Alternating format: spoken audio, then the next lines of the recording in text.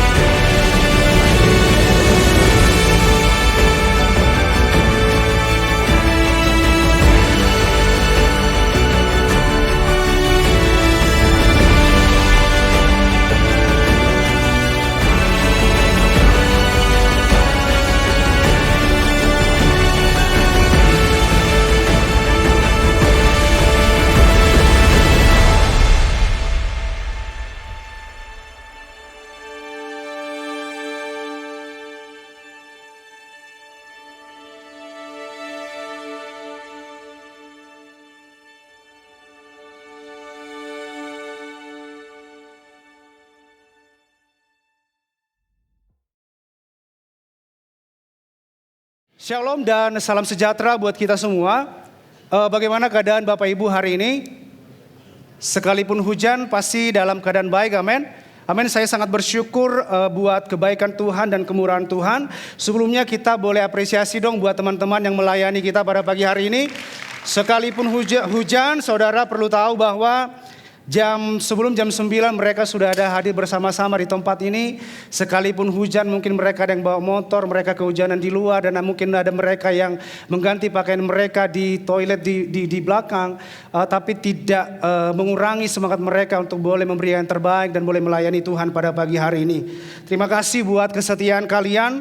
Tuhan Yesus memberkati. Oke, tema besar daripada Gereja GKS Balikpapan, kalau saudara boleh tahu, di awal daripada tahun 2024 ini, kepada Pastor Daniel sebagai lead pastor di Gereja GKS Balikpapan, Tuhan menyampaikan tema besar ini tentang momentum dan movement. Dan tema bulanan kita pada bulan Juli ini adalah bicara tentang prayer and worship. Dan judul khotbah saya pada pagi hari ini saudara boleh catat adalah True Worshipper atau penyembah yang benar. Jika kita baca dalam Alkitab kita masing-masing, kalau saudara baca di dalam Alkitab saudara masing-masing, kita sebagai orang percaya sering disebutkan sebagai anak. Dan kita juga sebagai orang percaya, dan Rasul Paulus juga sangat senang menggambarkan ini sebagai orang percaya, bahwa kita adalah jemaat Tuhan dan juga kesatuan tubuh Kristus. Dan kalau saudara baca juga di Alkitab saudara, dan tepatnya di kitab Yohanes, seperti tadi Kak Windy boleh bacakan firman Tuhan di kitab Yohanes, berkata bahwa sebagai orang percaya kita disebut sebagai worshiper atau penyembah Kristus, atau kita adalah sebagai penyembah Tuhan. Sesuai dengan tema bulanan gereja kita tentang prayer and worship atau doa dan penyembahan, hari ini saya akan fokus di bagian worship atau penyembahan. Bukan karena saya sebagai worship pastor di dalam gereja ini, tetapi ini yang Tuhan boleh ingatkan kepada saya pribadi supaya saya boleh menyampaikan dan sharing tentang worship atau penyembahan. Di minggu pertama kalau saudara hadir di minggu yang pertama di mana Pastor Daniel melayani kita sudah membagikan pesan yang saya pribadi sangat luar biasa dan memberkati saya, bahwa dalam khotbahnya Pastor Daniel berkata, sebagai orang percaya kepada Kristus sudah seharusnya kita hidup di dalam kehidupan doa atau prayer life. Kita percaya bahwa sebagai yang percaya Kristus, orang pengikut Kristus yang benar-benar percaya kepada Tuhan, kita tidak pernah dilepaskan dari yang namanya kehidupan doa. Karena kehidupan doa, karena doa itu adalah komunikasi kita bersama dengan Tuhan.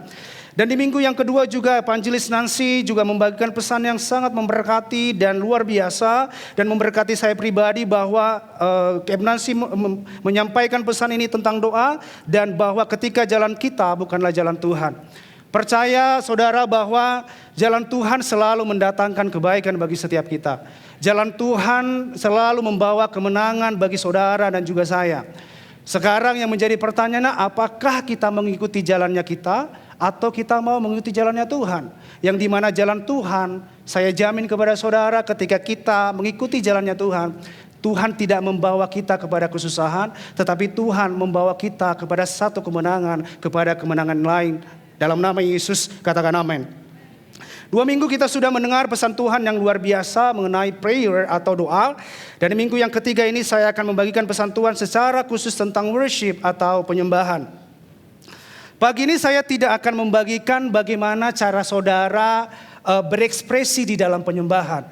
Pagi ini saya tidak membagikan kepada saudara bagaimana sikap saudara di dalam penyembahan. Bagaimana sikap saudara ketika saudara menyembah, mungkin saudara mengangkat tangan, saudara boleh sujud, saudara mungkin boleh nangis ketika menyembah. Pada kesempatan pagi ini saya tidak membagikan cara ekspresi saudara ketika saudara memuji dan menyembah Tuhan. Karena jika kita paham dan benar tujuan daripada mengapa kita melakukan sesuatu, maka kita dengan sendirinya akan didrive untuk melakukan itu, dan begitu juga hal yang ada dalam penyembahan. Jadi yang ingin saya sampaikan adalah kalau kita mengerti siapa kita di dalam Kristus, mengerti siapa kita di dalam penyembahan itu, saudara tidak akan perlu diajari untuk saudara mengangkat tangan. Jadi dasarnya kita harus tahu dulu why, kenapa kita menyembah, dan siapa kita di dalam Kristus, dan siapa kita di dalam penyembahan itu. Karena kalau saudara tidak mengerti ini, saya percaya bahwa saudara akan bergumul mengangkat tangan saudara. Tetapi ketika saudara mengerti dengan benar, saudara akan secara otomatis ketika nyembah Tuhan, saudara akan mengangkat tangan. Ketika Tuhan suruh saudara untuk boleh sujud menyembah Tuhan, saudara akan sujud tanpa saudara melihat kanan kiri saudara. Katakan amin. Ketika kita tahu dengan benar mengapa kita menyembah dan siapa kita di dalam penyembahan itu sendiri dan apa yang kita harus persembahkan, maka kembali lagi ekspresi saudara di dalam penyembahan akan sangat berbeda. Artinya adalah perspektif saudara yang harus diselaraskan dulu terhadap penyembahan itu sebelum saudara mengekspresikan hidup saudara di dalam sebuah penyembahan. Kembali lagi bahwa saudara tidak akan bisa mengekspresikan segala sesuatu yang saudara tidak tahu. Jadi saudara tidak akan bisa bertindak segala sesuatu, saudara tidak bisa berekspresi dengan benar terhadap segala sesuatu kalau saudara tidak tahu apa yang saudara lakukan. That's why pagi ini kita sama-sama belajar di dalam penyembahan yang benar sehingga kita boleh melakukan segala sesuatu yang benar. Sekali lagi saya harus sampaikan ini bahwa saya sangat percaya dan doa dan penyembahan adalah sebagai gaya hidup orang percaya. Dan doa dan doa dan penyembahan itu tidak bisa dipisahkan dari setiap kita yang percaya. Saudara nggak bisa memilih sebagai saudara orang percaya, saudara hanya memilih saudara berdoa. Tetapi sebagai gaya hidup orang percaya, saudara tidak bisa memilih antara doa dan penyembahan. Artinya saudara, kedua hal ini tidak akan bisa dipisahkan. Sebagai orang yang percaya kepada Tuhan, hidup kita akan akan senantiasa berdoa dan memuji dan menyembah Tuhan. Katakan amin. Percaya apa tidak, sadar atau tidak, kita diciptakan untuk penyembahan. Saudara sadar apa tidak, kita diciptakan untuk penyembahan. That's why we are created of worship. Sadar atau tidak sadar, percaya atau tidak percaya, dalam hidup kita, dalam hidup saudara, kita menyembah sesuatu. Jadi dalam keadaan ini saudara sadar atau tidak sadar, saudara sedang menyembah sesuatu. Dan bahkan di luar sana juga sadar atau tidak sadar, mereka sedang menyembah sesuatu. Paling tidak dalam hidup kita menyanjung dan meninggikan sesuatu. Kenapa saya bilang bahwa setiap kita sadar atau tidak sadar, kita sedang menyembah sesuatu. Dan saya percaya bahwa kita yang hadir di tempat ini adalah kita menyembah Tuhan Raja, yang segala Raja, yaitu Yesus Kristus dalam kehidupan kita. Ada orang juga yang lebih mendewakan barang-barang mewahnya. Kalau saudara lebih mendewakan barang-barang mewah yang saudara miliki, bertobatlah kita sama-sama gitu ya. Seperti mungkin mobil dan barang yang saudara lihat, kita bisa melihat ada orang yang begitu fokus kepada satu barang yang begitu disukai, begitu mendewakan atau begitu menyukai barang sesuatu, contoh kita sebut mobil, sampai dia juga lupa untuk merawat istrinya gitu ya. Untuk yang berkeluarga, ada orang yang fokus kepada mobilnya, dirawat setiap hari, kalau ada kotor dibersihkan setiap hari, tetapi sampai sadari dia lupa juga untuk merawat istrinya gitu ya. Nah, dan banyak ada juga orang-orang yang mendewakan uang. Uang adalah yang paling utama dalam kehidupan mereka. Tanpa kita sadari bahwa ada orang-orang yang mengutamakan uang dalam kehidupannya. Walaupun saya berkata bahwa uang gak ada yang salah. Mendapatkan uang yang banyak itu gak ada yang salahnya gitu ya. Tapi ada orang-orang tertentu yang akhirnya fokusnya kepada uang dari Senin sampai Minggu. Dan balik lagi ke Minggu, kerja terus untuk mendapatkan uang. Sampai lupa menikmati uang. Dan sampai lupa umurnya sudah tua, dan sampai lupa bahwa dia sakit, dan akhirnya uang yang dia cari selama ini akhirnya untuk membawa dia untuk boleh berobat gitu ya. Apapun itu yang ini saya sampaikan adalah bahwa di dalam hidup saudara menyadari atau tidak, kita sedang menyembah sesuatu. Mari sama-sama kita baca dalam Kejadian 4 ayat 2 sampai dengan 5. Dari ayat ini kita sudah bisa mendapatkan sebuah arti penyembahan. Kejadian 4 ayat 2 sampai 5 di dalam terjemahan barunya saya bagikan kepada saudara. Selanjutnya dilahirkannya lah Habel, adik Kain, dan Habel menjadi gembala kambing domba, Kain menjadi petani. Jadi Kejadian 4 ini adalah bicara tentang bicara tentang Kain dan Habel. Dan di ayat yang ketiga, setelah beberapa waktu lamanya, maka Kain mempersembahkan sebagian dari hasil tanah itu kepada Tuhan sebagai korban persembahan. Kalau kita baca di ayat yang kedua, Kain ini dipanggil sebagai petani. Dan Habel ini dipanggil sebagai gembala kambing domba. Dan di ayat yang ketiga ini kalau saudara bisa lihat kata sebagian, ada kata mempersembahkan sebagian dari hasil tanah yang dilakukan oleh Kain. Dan yang keempat dikatakan Habel juga mempersembahkan korban persembahan dari anak sulung kambing dombanya, yakni lemak-lemaknya, maka Tuhan mengindahkan Habel dan korban persembahannya itu. Jadi Kain dipanggil sebagai seorang petani dan dia mempersembahkan sebagian dari hasil tanahnya. Dan Habel dipanggil sebagai gembala kambing domba dan tentunya dia mempersembahkan kambing domba waktu mempersembahkan itu kepada Tuhan. Ayat yang kelima, tetapi Kain dan korban persembahannya tidak diindahkan. Lalu hati Kain menjadi sangat panas dan mukanya muram. Dan kemudian kita tahu apa yang terjadi. Long story short, akhirnya Kain membunuh adiknya yaitu Habel. Dalam penyembahan selalu ada dua hal. Yang pertama adalah oknum atau objek yang disembah. Di sini kalau kita baca di dalam Kejadian 4 ini bahwa Kain dan Habel sama-sama menyembah Tuhan yang sama. Mereka tidak menyembah Tuhan yang berbeda, tetapi cara mereka mempersembahkan itulah yang berbeda. Kalau kita baca di sini Habel dan juga Kain menyembah Tuhan yang sama. Yang kedua adalah dalam penyembahan selalu ada apa yang saudara persembahkan. Dalam Kejadian 4 ini di dalam penyembahan selalu ada yang dipersembahkan. Seperti saya sampaikan bahwa Kain mempersembahkan hasil tanahnya, sedangkan Habel mempersembahkan kambing dombanya. Dalam hal ini Kain mempersembahkan, tadi saya sampaikan hal ini Kain mempersembahkan hasil tanahnya, sedangkan Habel mempersembahkan anak sulung kambing domba. Tujuan penyembahan mereka tentunya adalah sama. Tujuan penyembahan daripada Habel dan juga Kain adalah sama, tetapi apa yang mereka persembahkan itu berbeda. Yang kemudian mengakibatkan persembahan yang satu, yaitu persembahan Habel, diterima atau diindahkan, dan persembahan yang satu atau Kain tidak diindahkan atau tidak diterima oleh Tuhan. Ini yang menjadi perbedaannya, bahwa persembahan Kain tidak diindahkan oleh Tuhan, sementara persembahannya Habel diterima oleh Tuhan. Ingat, dalam kejadian ini mereka berdua sama-sama menyembah Tuhan yang sama.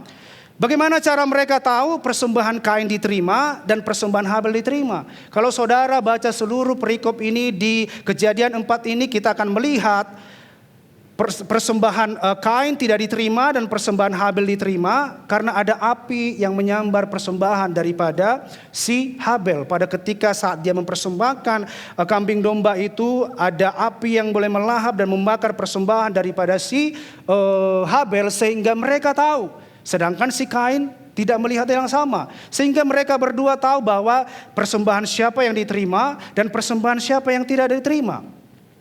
Saudara boleh catat ini, penyembahan yang benar bukan tergantung dari kita manusia yang menyembah, tetapi ditentukan oleh yang disembah. Saya ulangi sekali lagi, penyembahan yang benar bukan tergantung dari kita manusia yang menyembah, tetapi ditentukan oleh yang disembah. Dengan kata lain, kita tidak sembarangan datang kepada Tuhan dengan membawa apa yang kita mau, tetapi apa yang Tuhan mau. Persembahan yang benar itu datangnya bukan dari apa yang kita mau, tetapi apa yang Tuhan mau. Dari kejadian ini saya dapat satu pengertian, bahwa Habel tahu dengan benar persembahan apa yang berkenan kepada Tuhan. Kalau kita baca di Kejadian 4 ini, kita baca seluruh perikopnya dengan jelas, bahwa ada satu pengertian ketika saya baca firman ini, bahwa Habel tahu dengan benar persembahan apa yang berkenan kepada Tuhan, sedangkan Kain tidak tahu persembahan apa yang berkenan yang harus dipersembahkan kepada Tuhan. Ketika saya renungkan ini, Tuhan ingatkan saya satu pengertian, bahwa hubungan dan keintimanlah yang membedakan antara Kain dan Habel.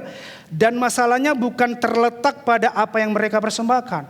Jadi persembahan daripada Kain dan Habel itu, persembahan Habel diterima dan persembahan Kain tidak diterima. Sejujurnya kalau kita boleh melihat, bahwa Tuhan tidak melihat apa yang mereka persembahkan. Sejujurnya Tuhan tidak melihat Kain mempersembahkan hasil tanahnya, sedangkan Habel mempersembahkan kambing domba. Tuhan gak melihat itu, saudara. Maksud saya di sini adalah bahwa bukan karena Kain mempersembahkan hasil tanahnya dan Habel mempersembahkan kambing domba, tetapi karena hubungan dan keintimanlah, sehingga Habel tahu secara jelas dan pasti apa yang berkenan di hadapan Allah. Sehingga dia tahu dengan pasti persembahan korban apa yang berkenan di hadapan Tuhan, dan membawa korban persembahan yang terbaik buat Tuhan, dan itulah yang dipersembahkan kepada Tuhan. Bagaimana dengan Kain? Pertanyaan adalah bagaimana dengan Kain? Ada satu hal yang sangat menarik dari ayat ini kalau kita baca. Saya sejenak berhenti merenungkan dan baca berulang-ulang apa yang dituliskan di ayat kedua ini mengenai persembahan yang diberikan Kain. Boleh kita, ayat yang kedua boleh ditampilkan. Saya sejenak berhenti merenungkan dan baca berulang-ulang apa yang dituliskan di ayat kedua ini mengenai persembahan yang diberikan Kain kepada Tuhan, sehingga persembahannya tidak dihindarkan atau tidak diterima oleh Tuhan. Di mana letak kesalahan daripada Kain? Kenapa Kain tidak diindahkan? Persembahan yang Kain persembahkan kepada Tuhan tidak ditindakan atau tidak diterima oleh Tuhan. Dikatakan di ayat yang ketiga, setelah beberapa waktu lamanya, maka Kain mempersembahkan sebagian dari hasil tanah itu. Kata saudara boleh baca di sini kata sebagian. Jadi apa yang membedakan daripada korban persembahan daripada Kain dan juga Habel diterima dan tidak diterima adalah karena ternyata setelah saya renungkan dan baca ayat ini, saya ketemukan ada kata sebagian dari hasil tanah itu. Artinya adalah bahwa ketika membawa persembahan korban itu kepada Tuhan, Kain mempersembahkan hanya sebagian yang dia punya kepada Tuhan. Sedangkan Habel, kalau saudara boleh baca, dia mempersembahkan kambing domba, dan bukan sembarang kambing domba, itu adalah kambing domba sulung. Dan dia pilih secara detail, dia berikan yang terbaik kepada Tuhan, tetapi si Kain hanya memberikan sebagian yang dia punya kepada Tuhan. Saya sampaikan sekali lagi bahwa masalahnya bukan karena apa yang mereka persembahkan. Jadi diterima atau tidak diterima korban persembahan itu, masalahnya bukan di hasil tanah itu, bukan di kambing dombanya, tetapi hati mereka yang memberikan kepada Tuhan, fully heart atau enggak. Kalau kita baca di ayat ini bahwa Kain tidak memberikan seluruh hatinya kepada Tuhan, tetapi Habel memberikan yang terbaik kepada Tuhan. Kenapa saya sampaikan ini? Karena kalau saudara mempersiapkan segala sesuatu dengan baik, kalau saudara mempersiapkan segala sesuatu yang terbaik dan memberikan yang terbaik, pasti saudara punya hati yang full untuk memberikan yang terbaik. Tetapi kalau saudara memberikan segala sesuatu sebagian, mungkin saudara ada keinginan saudara bahwa saudara enggak memberikan sepenuhnya itu. Dan inilah yang dialami oleh Kain dan inilah yang dialami oleh Habel, bahwa Habel memberikan yang terbaik kepada Tuhan dan Kain memberikan hanya sebagian kepada Tuhan. Dan ini relate juga dengan kitab Roma 12 ayat 11 dikatakan, janganlah hendaknya kerajinan kendor, biarlah rohmu menyala-nyala dan layanilah Tuhan. Dan saudara harus tahu bahwa Habel mempersembahkan persembahan itu dengan benar, dengan sepenuh hatinya. Saya percaya bahwa dia punya hubungan yang intim bersama dengan Tuhan, sehingga dia mempersembahkan yang terbaik. Dia tahu bahwa apa yang dipersembahkannya ini tidak sebanding dengan apa yang Tuhan sudah kerjakan dan lakukan dalam kehidupannya. Sedangkan si Kain memilih-milih dan bahkan hanya memberikan sebagian.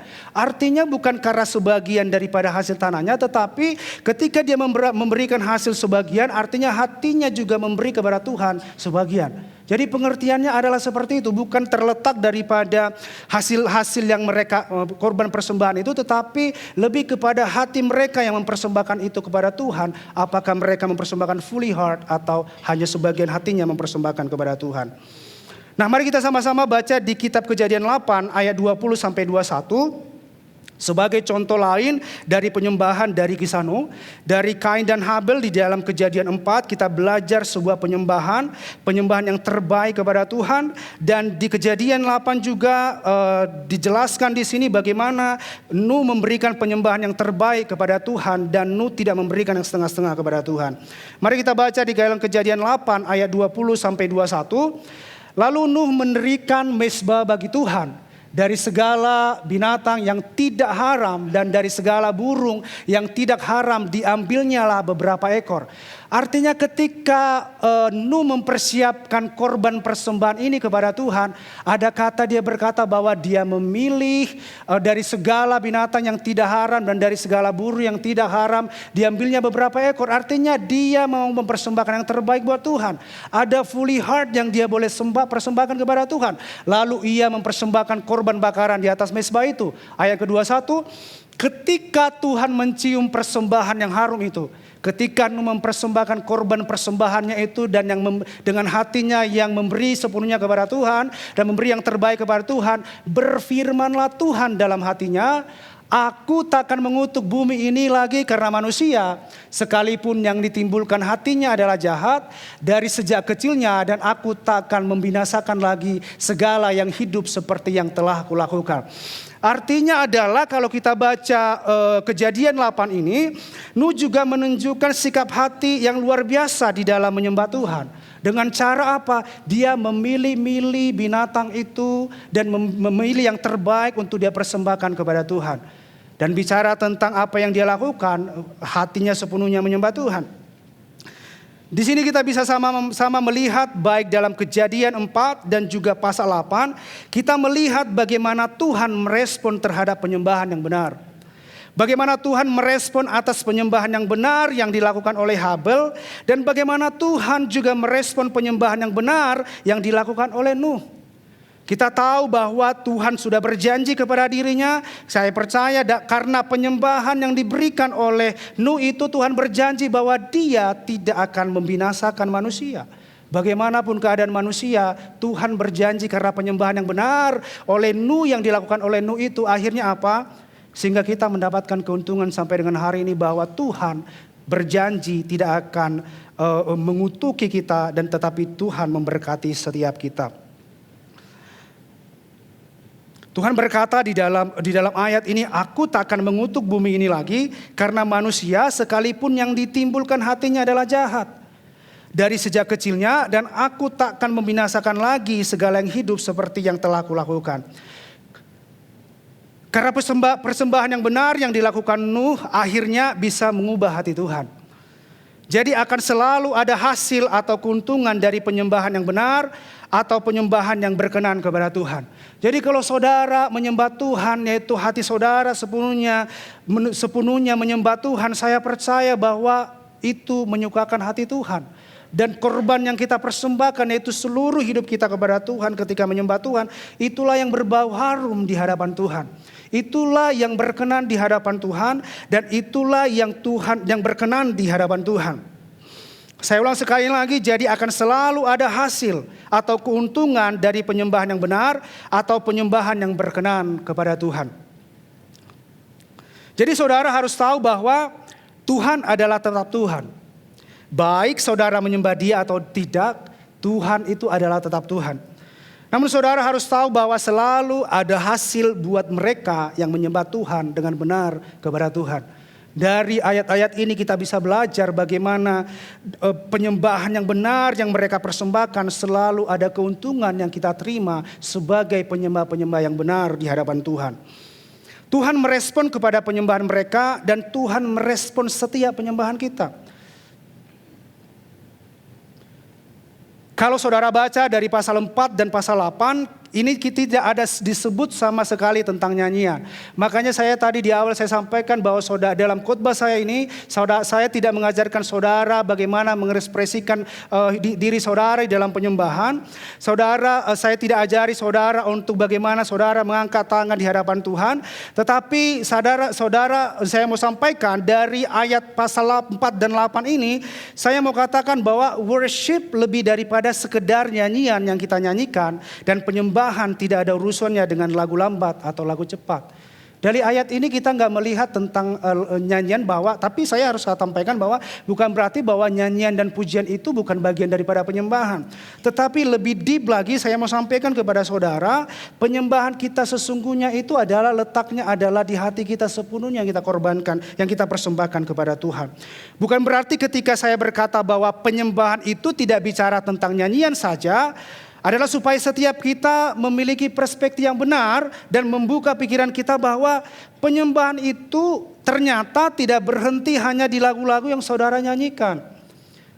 Dan penyembahan itu tidak berhenti hanya di alat musik yang saudara mainkan, tidak berhenti di tempat atau stage yang tim praise and worship lakukan seperti tadi kita nyembah Tuhan sama-sama. Benar bahwa tadi kita sama-sama memuji dan menyembah Tuhan, tetapi penyembahan tidak hanya sekedar apa yang saudara dan saya lakukan di tempat ini. Jadi jangan sampai kita punya pemahaman bahwa bicara tentang penyembahan, bicara tentang nyanyi-nyanyian. Bicara penyembahan, bicara tentang tim praise and worship. Bicara penyembahan, bicara tentang lagu lambat atau lagu cepat. Itu tidak ada kaitannya dengan bicara kita memuji dan menyembah Tuhan.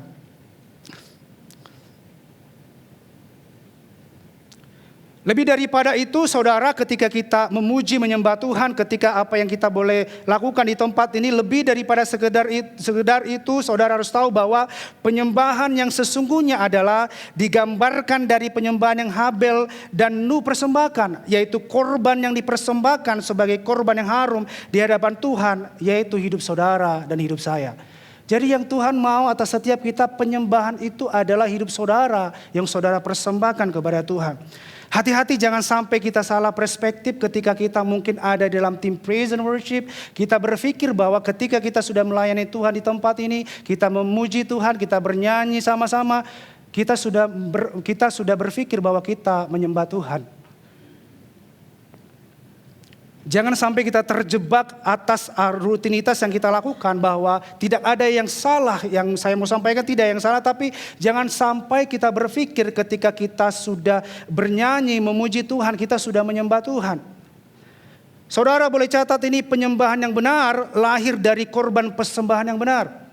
Dan korban persembahan yang benar itu bukan lahir dari pelayanan. Jadi korban persembahan itu tidak lahir dari pelayanan saudara, tetapi korban persembahan itu adalah lahir daripada hidup saudara kepada Tuhan. Dan tetapi lahir dari hubungan dan juga keintiman saudara bersama dengan Tuhan. Ini yang kita sama-sama boleh catat hari ini, kita sama-sama boleh renungkan hari ini adalah bahwa korban persembahan yang benar itu bukan lagi puji-pujian yang saudara nyatakan. Tetapi persembahan yang benar itu adalah persembahan yang berkenan di hadapan Tuhan, itu adalah hidup saudara yang saudara persembahkan kepada Tuhan. Puji Tuhan, hari ini kita tidak hidup di dalam perjanjian lama yang mengharuskan kita membawa korban seperti zaman di perjanjian lama setiap kita mau ketemu sama Tuhan. Jadi kalau di perjanjian lama seperti tadi di Kejadian 4-8, mereka ketika mereka datang kepada Tuhan, mereka harus membawa korban bakaran kepada Tuhan. Mereka harus bawa sesuatu, contoh mereka harus bawa kambing domba. Hari ini kita tidak lagi sedang disuruh kita untuk boleh membawa kambing domba. Yang di sini makanya kita bersyukur kepada Tuhan bahwa di zaman sekarang kita tidak disuruh lagi sama Tuhan untuk membawa sesuatu, yaitu membawa kambing domba itu. Di mana ceritanya kalau misalnya kita hidup dalam perjanjian lama, kita membawa kambing domba itu kita persembahkan kepada Tuhan. Dan ini yang kita harus syukuri kepada Tuhan, bahwa persembahan atau korban persembahan di dalam perjanjian lama itu sekarang adalah bicara tentang hidup kita, yaitu kita persembahkan kepada Tuhan. Dulu orang-orang datang kepada Tuhan harus membawa korban sembelihan atau mereka harus membayarkan sesuatu kepada Tuhan. Tetapi sekarang Tuhan yang Tuhan mau, Tuhan gak suruh kita bawa itu, tetapi Tuhan mau kita membawa korban persembahan kita, yaitu apa? Seluruh kehidupan kita kepada Tuhan. Di dalam perjanjian baru Paulus menuliskan dalam kitab Roma pasal 12 ayat 1 dikatakan, karena itu saudara-saudara, demi kemurahan Allah aku menasihatkan kamu supaya kamu mempersembahkan tubuhmu sebagai persembahan yang hidup, yang kudus dan berkenan kepada Allah, itu adalah ibadahmu yang sejati. Jadi melalui firman di Roma 12 ayat 1 ini, Tuhan tidak di dalam perjanjian baru, di dalam kehidupan kita sekarang, Tuhan tidak menyuruh kita lagi membawa korban sembelihan itu ketika kita mau ketemu sama Tuhan. Tetapi Tuhan satu kita kesempatan atau satu privilege kepada kita, bahwa kita tidak lagi mengharuskan membawa itu. Tetapi yang Tuhan mau adalah Tuhan persembahan atau korban persembahan yang kita bawa kepada Tuhan adalah persembahan yang hidup, yang berkenan, itu adalah hidup kita. Jadi hidup kita ini yang kudus dan berkenan itulah yang menjadi persembahan kita kepada Tuhan hari-hari ini. Dan dikatakan dalam ayat ini bahwa itulah ibadahmu yang sejati. Dan itulah penyembahan kita yang sejati. Makanya saya sampaikan tadi tidak salah bahwa saya tidak mengatakan dan tidak anti bahwa saudara di dalam pujian penyembahan kita memuji menyembah Tuhan. Kita bermain musik, kita meninggikan Tuhan. Tetapi lebih dalam daripada itu, sesungguhnya yang Tuhan mau dalam setiap kita, korban persembahan yang kita bawa itu adalah persembahkan hidup kita yang kudus dan berkenan kepada Tuhan. Supaya kita tidak salah berpikir, karena saya percaya bahwa percaya yang benar akan menghasilkan tindakan yang benar. Tetapi percaya yang salah akan membawa saudara kepada tindakan yang salah. Kalau saudara, perspektif saudara hanya berpikir bahwa penyembahan dan pujian hanya ada di tempat ini, saudara akan bertindak bahwa penyembahan saudara hanya akan berhenti di tempat ini. Tetapi kalau saudara berpikir bahwa dan menyadari ini dengan benar, bahwa persembahan, korban persembahan atau persembahan saudara itu adalah hidup saudara, setiap hari saudara akan mempersembahkan hidup saudara menjadi persembahan yang kudus dan berkenan kepada Tuhan. Karena penyembahan itu letaknya bukan hanya di GKS Balikpapan. Penyembahan itu tidak terletak di tempat-tempat tertentu. Firman Tuhan juga katakan bahwa kamu tidak lagi menyembah, katanya kepada perempuan itu. Tidak menyembah lagi di Gerizim, tetapi kamu tidak lagi menyembah di Yerusalem. Artinya adalah bahwa tempat itu tidak menentukan bahwa kita di situ tempat kita menyembah atau tidak. Tetapi Tuhan yang mau adalah penyembahan kita itu adalah mempersembahkan tubuh kita setiap hari sebagai persembahan yang kudus. Dan inilah korban persembahan kita kepada Tuhan. Dan inilah yang disebutkan dengan true worshiper, penyembah yang benar, yaitu yang menyembah Tuhan di dalam roh dan kebenaran. Artinya mempersembahkan tubuh kita setiap hari, bukan mempersembahkan tubuh kita setiap minggu. Apa yang saudara jalani di luar daripada gereja ini adalah ditentukan bagaimana saudara mempersembahkan hidup saudara di dalam Tuhan. Dan itulah persembahan saudara. Persembahan sejati itu tidak apa yang saudara lakukan, hanya lakukan di tempat ini. Tetapi persembahan yang kudus, persembahan yang berkenan kepada Tuhan itu adalah setiap hari saudara memberikan hidup saudara menjadi hidup yang kudus dan berkenan di dalam Kristus.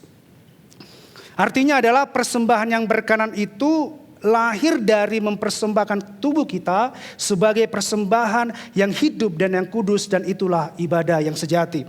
Jadi saudara sebagai penyembah yang benar, korban saudara tidak lagi seperti tadi sampaikan terletak di dalam uang persembahan saudara. Jadi korban persembahan saudara itu tidak terletak daripada uang yang saudara persembahkan. Korban persembahan itu bukan lagi tenaga dan pikiran saudara, dan bahkan bukan pelayanan saudara di tempat ini. Tetapi korban yang benar dan berkenan kepada Allah itu adalah Tuhan mau kita membawa hidup kita, mempersembahkan tubuh kita sendiri sebagai persembahan yang hidup, yang kudus dan yang berkenan kepada Tuhan. Saya nggak tahu apa hari-hari yang kita boleh jalani.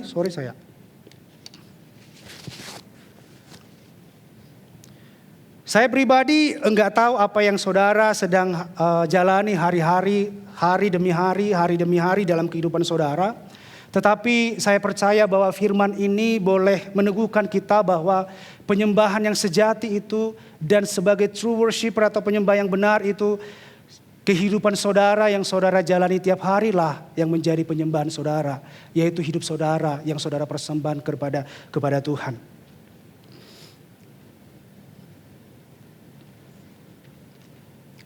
Bagaimana hidup yang berkenan kepada Tuhan? Hidup yang berkenan kepada Tuhan adalah hidup sesuai dengan firman Tuhan. Mempersembahkan tubuh kita sebagai persembahan yang hidup adalah saudara tidak memberikan tubuh saudara untuk hidup menurut daging, tetapi hidup menurut firman Tuhan. Saya ulang sekali lagi bahwa mempersembahkan tubuh kita sebagai persembahan yang hidup adalah saudara tidak memberikan tubuh saudara untuk hidup menurut daging, tetapi memberikan tubuh saudara hidup menurut firman Tuhan. Karena hasil dari hidup yang kudus dan yang berkenan di hadapan Tuhan akan lahir yang namanya penyembahan. Dari penyembahan akan lahir sebuah keintiman, dan dari keintiman akan lahir sebuah pertumbuhan. Saya percaya bahwa hidup kita banyak yang kita boleh lalui. Saya bukan mengatakan di tempat ini bahwa kita tidak pernah jatuh ke dalam dosa. Dan sekali lagi seperti Pastor Daniel selalu sampaikan bahwa ketika kita memilih jatuh ke dalam dosa, itu adalah bukan kehendak Tuhan, tetapi itu adalah keputusan kita gitu. Benar bahwa setiap kita bisa saja jatuh dalam dosa, tetapi saudara tidak hidup di dalam dosa itu dan saudara tidak berdiam di dalam dosa itu. Oleh sebab itu persembahan yang kudus itu adalah bagaimana saudara harus memperhatikan bagaimana saudara hidup. Saudara mungkin gak akan bisa, that's why bahwa kita butuh Tuhan. Dalam perjalanan kehidupan kita, bagaimana kita mempersembahkan tubuh kita sebagai persembahan yang kudus di hadapan Tuhan adalah that's why bahwa kita butuh Tuhan. That's why bahwa butuh Roh Kudus untuk menolong setiap kita. That's why kita boleh di dalam hubungan kita dengan Tuhan, kita boleh menyembah Tuhan, berdoa kepada Tuhan, menyembah Tuhan dan membaca firman. Semakin kita membaca firman ini, semakin kita tahu apa yang Tuhan kehendaki dan apa yang Tuhan tidak kehendaki atas kehidupan kita. Gak ada yang lain selain di dalam firman ini. Pertanyaan adalah seberapa kita menghidupi apa yang ada di dalam ini. Kita orang yang percaya. Apakah kita percaya bahwa kita hidup sebagai orang-orang percaya, kita boleh hidup dari kebenaran firman yang boleh dinyatakan di dalam Alkitab ini. Ini adalah perlindungan kita sama-sama saudara, bahwa saya percaya bahwa menjalani hidup itu gak mudah. Dan tidak ada jaminan juga bahwa setiap kita itu tidak pernah jatuh dalam dosa. Tetapi ketika kita mungkin jatuh, disitulah tangan Tuhan menolong kita. Saudara boleh back to Jesus, balik kepada Tuhan, dan disitulah Tuhan akan menolong setiap kita.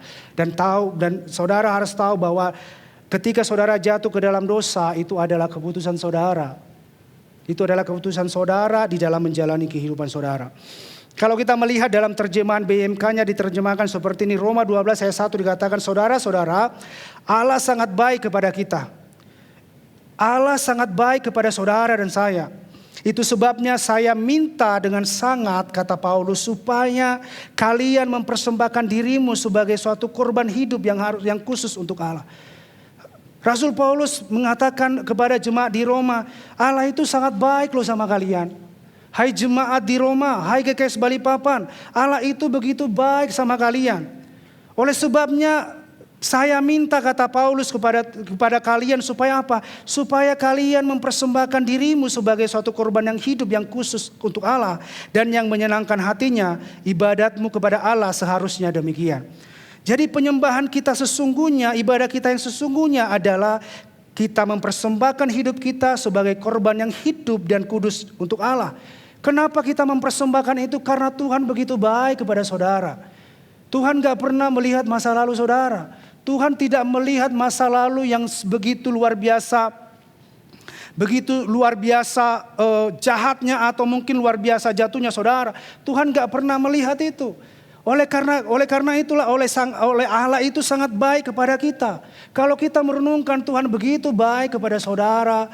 Oleh karena kebaikan Tuhanlah saudara hidup hari ini, saya percaya bahwa saudara akan memutuskan apa yang Tuhan mau untuk saudara boleh lakukan. Dan itu adalah penyembahan yang sejati. Itu adalah penyembahan yang benar di hadapan Tuhan.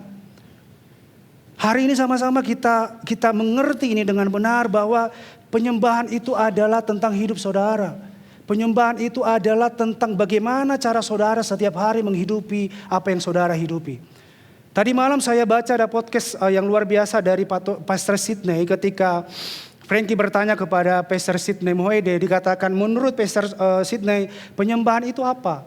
Dia bilang bahwa penyembahan itu tidak ada hubungannya, penyembahan itu tidak ada hubungannya tentang lagu lambat dan juga lagu cepat. Dia bilang penyembahan itu adalah hidup kita yang setiap hari yang kita hidupi. Penyembahan itu adalah hidup yang kita kerjakan setiap hari kepada Tuhan, yaitu hidup yang kudus dan berkenan kepada Tuhan. Ketika saudara mungkin lemah, saudara minta pertolongan kepada Tuhan. Tuhan, aku lemah, Tuhan akan memberikan kekuatan kepada kita. Sehingga kita menerima kekuatan baru untuk boleh menjalani kehidupan yang senantiasa boleh kita jalani dalam kehidupan kita. Saudara harus mengerti bahwa tanpa pengorbanan Yesus di atas kayu salib, kalau tidak percaya atas apa yang Yesus lakukan di kayu salib, maka kita ini seharusnya masih ada di dalam dosa. Dan kita sama-sama tahu bahwa upah dosa adalah maut, tetapi karena pengorbanan Yesus di kayu salib dan kita percaya kepada Dia, karena kebaikan Allah dan Allah itu sangat baik dan itu bukan karena usaha kita, karena kebaikan Allah itulah membenarkan kita dan hidup kita dibenarkan. Jadi kesempatan ini saya mau sampaikan bahwa saudara dibenarkan bukan karena benar, bahwa saudara dibenarkan bukan karena apa yang saudara lakukan. Tetapi saya percaya bahwa pengorbanan Yesuslah yang membenarkan saudara dari dulu sekarang sampai selama-lamanya. Sekali dalam hidup saudara, pengorbanan Yesus itulah yang membenarkan hidup saudara. Kalau saudara boleh melihat apa yang Yesus kerjakan di kayu salib, bagaimana Dia menumpahkan darahnya atas setiap kita, saya percaya bahwa kita akan mempersembahkan tubuh kita sebagai persembahan yang kudus kepada Tuhan. Penyembahan kita isinya adalah mempersembahkan tubuh kita kepada Tuhan. Penyembahan kita isinya adalah menghidupi kehidupan kita sehari-hari dengan apa yang firman Tuhan lakukan. Jadi bukan berarti, sekali lagi saya mau sampaikan bahwa apa yang kita lakukan di sini ini adalah bagian daripada penyembahan, tetapi core atau intinya itu adalah hidup saudara. Penyembahan itu adalah hidup saudara yang Tuhan persembahkan kepada Tuhan. Dan pertanyaannya adalah, apakah ketika kita memuji menyembah Tuhan di tempat ini, apakah kita memberikan sebagian hati kita atau kita memberikan sepenuhnya hati kita kepada Tuhan? Karena orang yang memberi sebagian dan dengan memberi yang sepenuhnya kepada Tuhan itu beda. Makanya tadi katakan bedanya daripada Kain dan Habel adalah karena Kain itu memberikan sebagian dari hasil tanahnya kepada Tuhan. Tetapi Habel tahu dengan jelas dari mana dia tahu memberikan korban persembahan yang baik kepada Tuhan dan berkenan kepada Tuhan. Karena dia tahu dan dia hidup bergaul dan hidup intim bersama-sama dengan Tuhan. Dia tahu apa yang dia persembahkan dan dia tahu bahwa dia memberi persembahan itu dengan apa? Dengan sepenuh hatinya kepada Tuhan.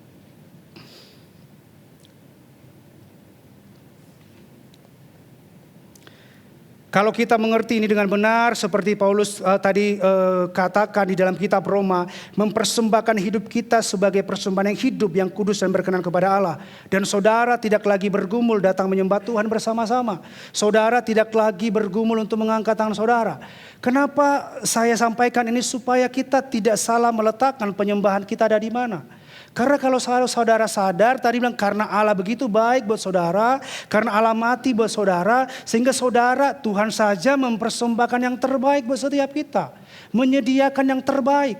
Menyediakan yang terbaik bukan bicara tentang berkat yang saudara nikmati hari ini, tetapi menyediakan yang terbaik, Tuhan persembahkan yang terbaik kepada kita, yaitu apa? Hidup Kristus kepada kita. Bagaimana kita yang sudah dipersembahkan yang terbaik, sudah dipersembahkan hidupnya mati bagi kita, bagaimana seharusnya kita boleh mempersembahkan tubuh kita sebagai persembahan yang hidup dan yang berkenan kepada Tuhan. Tuhan gak suruh kita mati untuk mempersembahkan sama seperti yang Tuhan persembahkan kepada kita. Tetapi Tuhan hanya mau kepada setiap kita orang percaya supaya kita menghidupi kehidupan kita ini dengan apa? Dengan hidup sesuai dengan firman Tuhan. Dengan hidup berkenan dan hidup kudus di hadapan Tuhan. Dan menghidupi kehidupan kita sehari-hari dengan apa? Dengan mempersembahkan tubuh kita kepada Kristus. Penyembahan yang benar, saya undang tim praise and worship. Penyembahan yang benar lahir dari kesadaran bahwa karena kemurahan dan kebaikan Tuhanlah menjadikan hidupnya dibenarkan. Saudara ketika menyembah Tuhan, saudara harus merenungkan bagaimana betapa Tuhan baik atas hidup saudara. Betapa Tuhan sudah memberikan semuanya bagi hidup saudara. Apa alasan kita untuk tidak memberi persembahan yang terbaik buat Tuhan? Saya percaya bahwa ketika kita menyadari ini dengan benar, ketika kita merenungkan ini dengan benar, ketika kita percaya ini dengan benar, saya percaya bahwa saudara tidak lagi bergumul ketika memuji dan menyembah, saudara tidak lagi bergumul mengangkat tangan saudara. Karena apa? Itu akan secara otomatis keluar daripada diri saudara. Karena apa? Karena saudara tahu bahwa Tuhan begitu baik dalam hidup saudara. Jadi nggak bergumul lagi ketika WL katakan angkat tangan, banyak juga yang nggak angkat tangan gitu. Jadi ini meminimalis kerjaannya WL juga gitu ya. Kalau misalnya kita menyadari ini dengan benar, kita ngangkat tangan sama-sama, itu akan secara otomatis keluar dari diri kita. Kalau kita tahu dengan benar bahwa penyembahan itu adalah letaknya dalam mempersembahkan hidup kita kepada Tuhan. Menyatakan bahwa Tuhan itu begitu baik dalam hidup saudara. Bagaimana saudara tidak mengangkat tangan saudara kepada Tuhan yang begitu baik dalam hidup saudara? Bagaimana saudara tidak bisa nangis ketika menyembah, mengingat kebaikan Tuhan yang begitu luar biasa dalam hidup saudara? Bagaimana lutut saudara enggak berlutut di hadapan Tuhan, menyembah Tuhan ketika saudara mengingat betapa Tuhan begitu baik dalam hidup saudara? Hari ini sama-sama saya percaya bahwa menyembahlah dari apa yang Tuhan sudah kerjakan dan lakukan dalam setiap kehidupan kita. Yohanes 4 ayat 21 sampai 24 berkata, kata Yesus kepadanya, percayalah kepadaku hai perempuan, saatnya akan tiba bahwa kamu akan menyembah Bapa bukan di gunung ini dan bukan juga di Yerusalem. Artinya apa? Penyembahan itu enggak bicara tentang di mana tempat saudara menyembah. Penyembahan itu bukan bicara tentang lokasi atau tempat di mana saudara menyembah. Saudara tidak hanya menyembah Tuhan di tempat ini, saudara tidak hanya mengangkat tangan saudara di tempat ini, saudara tidak hanya berlutut di tempat ini, saudara tidak hanya menangis di tempat ini, tetapi dalam kehidupan saudara, setiap hari di kamar saudara, dalam hubungan saudara dengan Tuhan, saudara mengangkat tangan, saudara memuji Tuhan, saudara bersujud kepada Tuhan. Ayat 22 dikatakan kamu menyembah apa yang tidak kamu kenal. kami menyembah apa yang kami kenal. Sebab keselamatan datang dari bangsa Yahudi. Kenapa firman ini ada dikatakan kamu menyembah apa yang tidak kamu kenal? Saya renungkan ayat ini bahwa ternyata ada orang-orang yang menyembah tetapi tidak mengenal siapa yang mereka sembah. That's why bahwa hubungan dan keintiman itulah yang membawa kita kepada pengenalan akan Tuhan semakin hari semakin dalam di dalam Tuhan.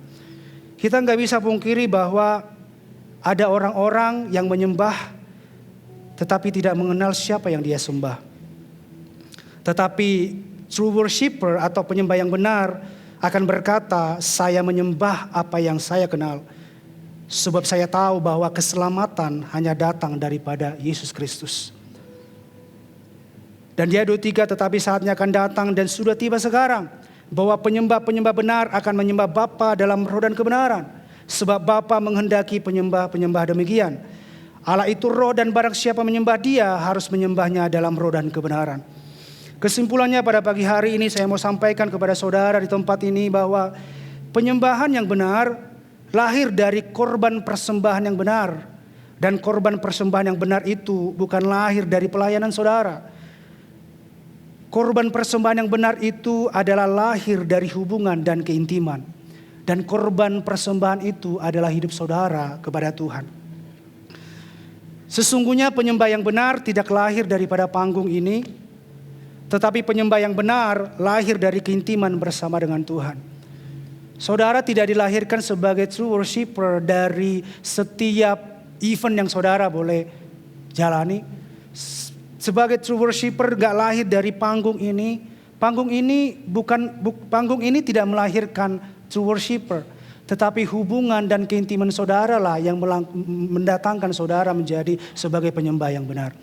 Ketika kita punya hubungan dan keintiman bersama dengan Tuhan, apa yang kita representasikan di sini adalah tentang Tuhan yang kita sembah.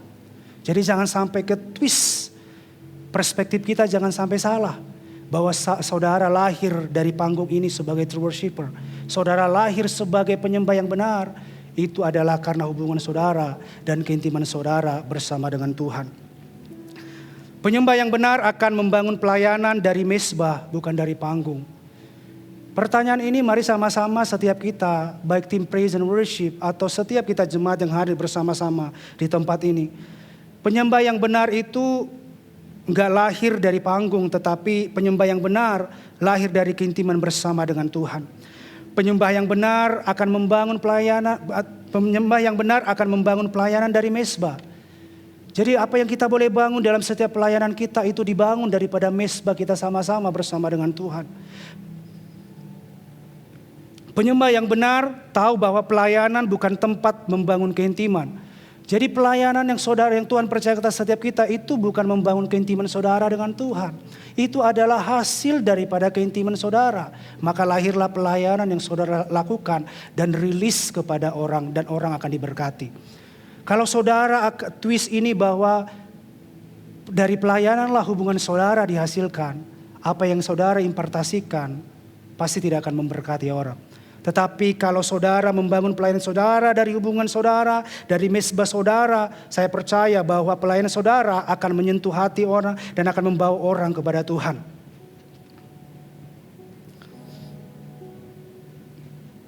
Penyembah yang benar mengerti bahwa penyembahan yang sejati adalah persembahkan tubuh kita sebagai persembahan yang hidup, yang kudus dan berkenan kepada Allah. Dengar baik bahwa kalau pelayanan kita membuat kita semakin terkenal, kalau pelayanan kita membuat kita semakin terkenal tetapi tidak semakin mengenal yang kita layani, maka sejatinya bukan Allah yang kita layani tetapi diri kita sendiri. Saya ulang sekali lagi, kalau pelayanan saudara membuat kita semakin terkenal tetapi tidak mengenal yang kita layani, saya percaya bahwa orang yang melayani Tuhan dengan benar akan terkenal.